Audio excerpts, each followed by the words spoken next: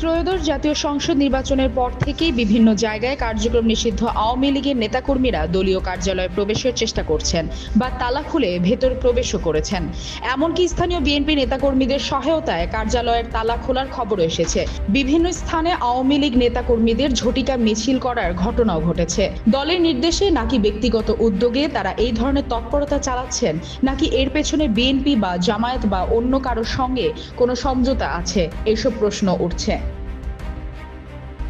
সোমবার সাংবাদিকদের প্রশ্নের মুখোমুখি হয়েছিলেন বিএনপির মহাসচিব, স্থানীয় সরকার, পল্লী উন্নয়ন ও সমবায় মন্ত্রী মির্জা ফখরুল ইসলাম আলমগীর। অনেক জায়গায় আওয়ামী লীগের কার্যালয় খোলা হচ্ছে, এই বিষয়ে জানতে চাইলে মির্জা ফখরুল বলেন, এটা আমরা চাইনি। যেহেতু আইনগতভাবে বলা আছে যে তাদের কার্যক্রম নিষিদ্ধ, সেইভাবে এটাকে দেখা হবে সব জায়গায়। রাজধানীর নয়াপল্টনে বিএনপির কেন্দ্রীয় কার্যালয়ে সাংবাদিকদের কাছে এসব কথা বলেন মির্জা ফখরুল। স্থানীয় সরকার মন্ত্রী হিসেবে দায়িত্ব নেওয়ার পর এই প্রথম বিএনপি কার্যালয়ে আসলেন তিনি।